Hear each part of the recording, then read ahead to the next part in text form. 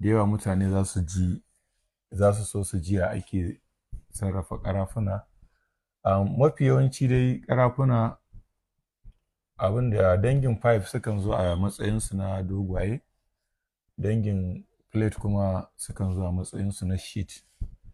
So normally mukan siyi waɗannan ƙarafunan a cikin kasuwa kamar yadda su dilolin waɗannan ƙarafunan suke kawo su daga waje, tunda mafi yawanci daga waje ake kawo su. Bayan mun siye su mun ɗauko su a yanda aka ƙera su daga waje, mukan canja musu fasali. Na farko za mu kalli me muke so mu yi. Za ka yi kujera ne, ko za ka yi ƙofa ne, ko za ka yi window ne, ko ma menene za ka yi, laser cut za ka yi da dai sauransu.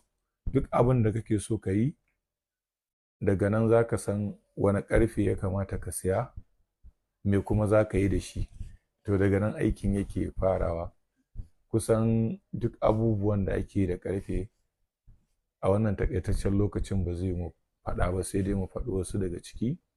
Abin da ya shafi laser cut, street light pole, kowane kala ne na solar da na wuta, irin wire house, ƙofofi da winduna, da kusan dai duk wani abu da ake amfani da shi a sa a gida na ƙarfe, irin su overhead tank, surface tank, da dai abubuwa da yawa. Duk wani abu da ake da ƙarfe gaskiya mu mukan yi shi ƙwarai da gaske. Za ka iya buga kirji wataƙila yanzu ka nuna irin wurare da kuka aikace wanda mai kallo da mai sauraro zai ci wannan lallai aikin na fa. Wuraren da muka yi aiki gaskiya suna da yawa, sai dai mu ɗan tsintsinta. Akwai Bayero University, akwai Senate Building, ni ne wannan rafta ta Senate Building, sabon Senate Building. Sannan akwai Yusuf Mai Tamasile, akwai library ɗinsu, wannan raftar da aka yi akan library ɗin, ni ne wannan rafta. Akwai Sa'adatu Rimi, akwai wasu block guda 4 a jere daga gate in ka shiga gate in kai hannun dama, wasu block guda 4 a jere, wannan ma ni ne wannan metal rafta ɗin. So da dai wurare da yawa da muka yi ayyuka daban-daban na harkar ƙarfe, wanda yake yanayin lokaci ba zai ba da dama abin nan ba. Kusan dai wannan a taƙaice ayyukan da mutane za su gani, da sun gani sun ga irin samfur ɗin ayyukanmu ne.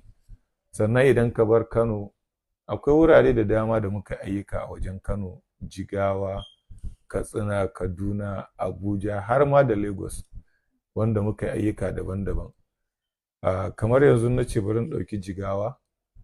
Akwai wani base na sojoji ko barrack ne na sojoji, kafin ka je Shuwarin akwai hanyar da ake ɗaukewa a tafi cikin dutse. To wannan street light ɗin da suke akan wannan titin gaba ɗaya ni ne na yi su. To akwai ayyuka dai da dama wanda yake duba da yanayin tun da aka taso ake ta waɗannan ayyukan, wani wurin ka manta.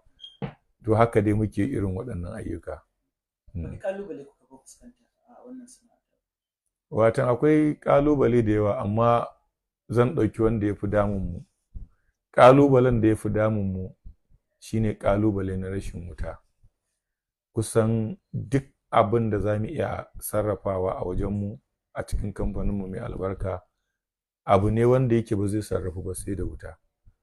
So tsakani da Allah wannan ƙalubalen na wuta ya fi damunmu, duk da yake mun samar da maganin wannan ƙalubalen, amma dai still akwai abokan mu'amala, su waɗannan ƙalubalen yakan dame su na rashin wuta. To gaskiya ƙalubalen da muka fi samu shine na rashin wuta gaskiya. Me ya saƙonka na ƙarshe misali ga matasa kafin dawo ga gwamnati? To saƙona ga matasa, ya kamata, na san muna jajircewa, ya kamata mu ƙara jajircewa, domin matasa kamar yadda ake faɗa su ne manyan gobe.